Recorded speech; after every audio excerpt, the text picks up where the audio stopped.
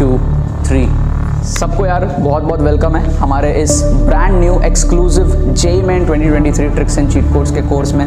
So how this course will change your life. अगर आपको successful बनना है तो पहला स्टेप हमारे पास में होता है अपने बंद दिमाग को खोलना। आप सब सक्सेस इसलिए डिजर्व करते हो क्योंकि आप सबका जो ब्रेन है, जो माइंड है, वो खुला हुआ है। वो भरोसा, वो ट्रस्ट आप सबका जो AR स्क्वाड के प्रति है, उसके लिए यार एक बार थैंक यू।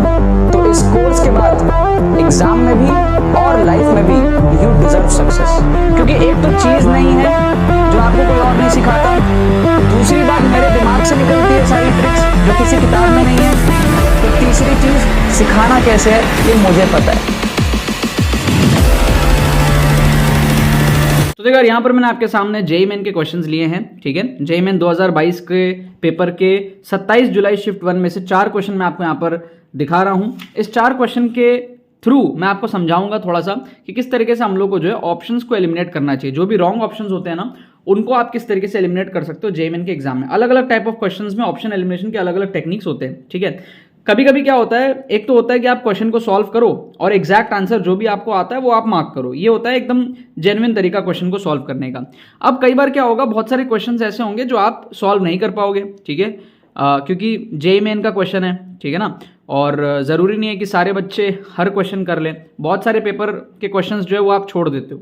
तो वहाँ पर वैसे टाइप के क्वेश्चंस में अगर आप रॉन्ग ऑप्शंस को एलिमिनेट करना सीख जाओ कि भाई ऑप्शंस कौन कौन से रॉन्ग है उसको एलिमिनेट कर दो कम से कम, तो काफ़ी क्लैरिटी आ जाती है आपको कि करेक्ट आंसर क्या हो सकता है। आप इंटेलिजेंट गेसिंग भी बहुत अच्छा कर सकते हो, राइट। सो वही पर्पस है यार इस वीडियो का। मैं आपको इस 4 क्वेश्चन के माध्यम से समझाऊंगा कि भाई आप रॉन्ग ऑप्शंस किस तरीके से जो है जज कर सकते हो कि आप इसको एलिमिनेट कर दो कम से कम, है ना।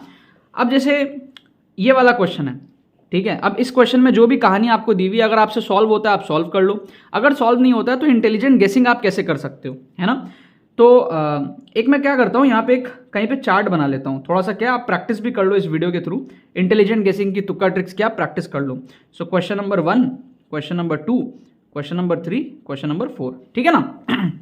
सो 1 में अगर आपको तुक्का लगाना है, आपसे अगर सॉल्व ना हो, तो बेस्ट ऑप्शन क्या है तुक्का लगाने का।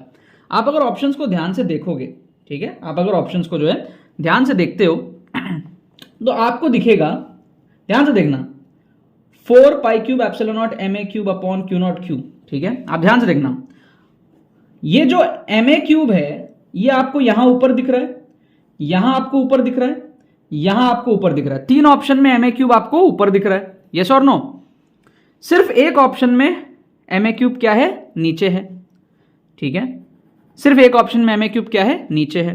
तो ये ऑड वन आउट है, इसके आंसर होने के चांसेस कम है, क्योंकि जो भी टीचर ऐसे क्वेश्चन बनाता है ना, वो आपको कंफ्यूज करने का ट्राई करेगा। वो 3 ऑप्शन आपको सेम सेम देगा, एक ऑप्शन अलग देगा। वो ऐसा नहीं करेगा कि करेक्ट आंसर को वो अलग दे दे, समझ रहे हो। चांसेस की मैं बात कर रहा हूं, तो चांसेस हाई है कि बी ऑप्शन सही नहीं होगा। रीजन यही है कि भाई 3 ऑप्शन सिमिलर है। ये जो पूरा का पूरा टर्म है आप देखो, पाई एप्सिलॉन नॉट, कहीं पे स्क्वायर है, कहीं पे क्यूब है, वो सारी बातें हैं, ठीक है।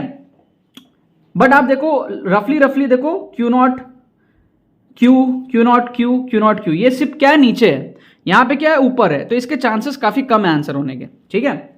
अब अगर आप थोड़ा सा और देखोगे तो आपको ना नंबर दिखेगा 4, यहां पे भी 4 दिख रहा है, यहां पे भी 4 दिख रहा है, 2 बार 4 दिख रहा है आपको, समझ रहे हो। ये दोनों आपस में रेसिप्रोकल एक तरीके से, ये दोनों क्या आपस में रेसिप्रोकल एक तरीके से, क्या है, रेसिप्रोकल है एक तरीके से। क्या आपको बात समझ में आ रहा है।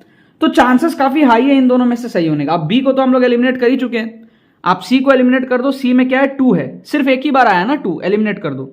इसमें क्या है, 8 है, सिर्फ एक ही बार आया ना, एलिमिनेट कर दो। जो चीज ज्यादा बार दिख रही है ना उसमें आप गेस करो, जो कम बार दिख रही है उसमें आप गेस मत करो। ये प्रोबेबिलिटी की बात है, ऑप्शंस बनते ही ऐसे हैं। तो 4 और 4 आपको 2 बार दिखा, तो 4 को प्रेफर करने का, है ना।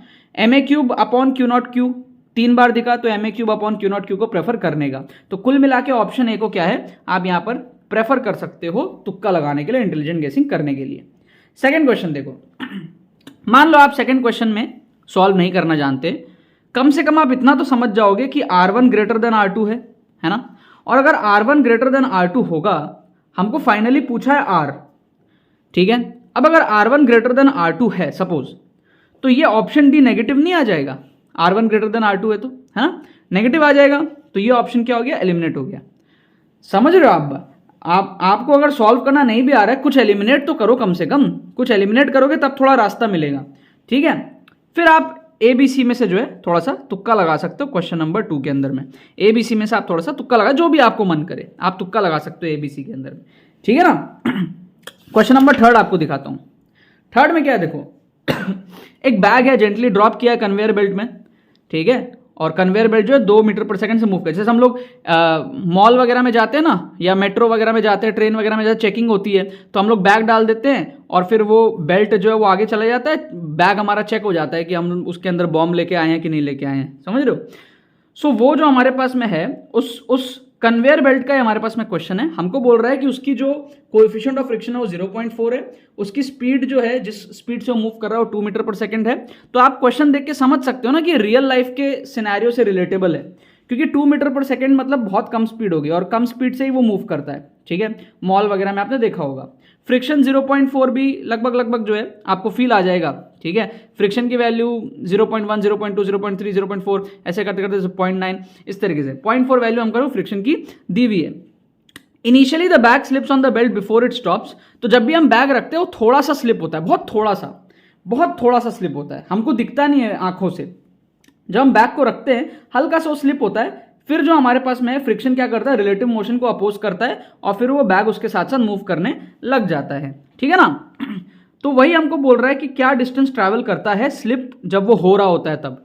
तो हमने बैग को रखा, हल्का सा स्लिप होता है, हमको विजिबल आइज से नहीं दिखता है, वो थोड़ा सा स्लिप होने के बाद में बैग और उसकी रिलेटिव वेलोसिटी 0 हो जाती है, फिर वो अपना मूव करने लगता है। वो क्यों होता है, फ्रिक्शन की वजह से होता है ये चीज, ठीक है। उसी का कोएफिशिएंट ऑफ फ्रिक्शन 0.4 दिया हुआ है। तो ये क्वेश्चन थोड़ा रियल लाइफ के सिनेरियो जैसा क्वेश्चन है ना, है कि नहीं है। 2 मीटर पर सेकंड बहुत छोटी सी स्पीड है, 0.4 बहुत ही ठीक ठाक सी हमारे पास में वो है, म्यू की वैल्यू है, बहुत ज़्यादा भी नहीं है बहुत कम भी नहीं है। तो आपको एक फील आ रहा होगा यहाँ पर कि ये थोड़ा रियल लाइफ से लिया हुआ क्वेश्चन है, इतना आपको फील आ रहा होगा। तो कई बार ऐसे साइंटिफिक क्वेश्चंस जो बनते हैं ना वो रियल डेटा के अकॉर्डिंग बनते हैं।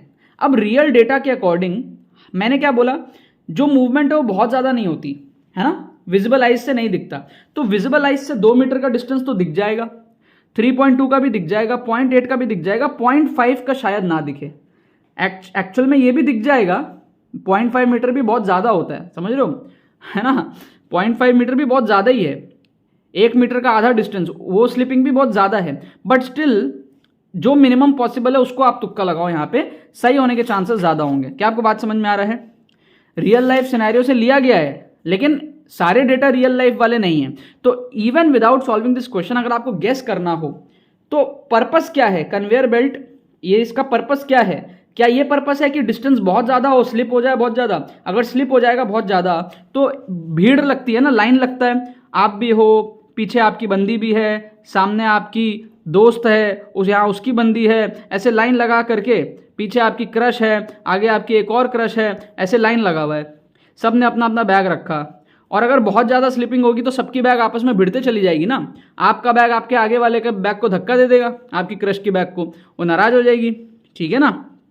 सो ये वाली बात है। प्रॉब्लम ये है कि अगर ज़्यादा मूवमेंट हुआ, ज़्यादा स्लिपरिंग हुआ तो सारे बैग्स आगे वाले बैग को धक्का दे देंगे, ठीक है। आगे वाले पीछे वाले डिपेंड करता हो, देख लेना जो भी डायरेक्शन जो भी हो, बट आपको एक फील आ रहा होगा। ज़्यादा मूवमेंट नहीं कर सकते, हल्का फुल्का मूवमेंट तो चलेगा, ठीक है, क्योंकि क्राउडेड होता है ऐसे। तो यहाँ पर क्या है, हम लोग कॉमन सेंस से अगर तुक्का लगाना है बेस्ट पॉसिबल ऑप्शन 0.5 होगा। क्लियर। यहाँ पे देखो क्वेश्चन नंबर 4 में वही रेसिप्रोकल वाली चीज़ है, ये और ये रेसिप्रोकल है। कभी भी आपको रेसिप्रोकल दिख जाए ना, रेसिप्रोकल अगर आपको दिख जाए तो उसमें आप तुक्का लगाया करो। 2 ऑप्शन अगर आपस में रेसिप्रोकल है, जैसे आपको ऑप्शन दे दिया y x 1/x z, 2 option reciprocal है ना, x और 1/x, आप इसमें तुक्का लगाओगे, चांसेस ज्यादा होते हैं सही होने के, ठीक है ना।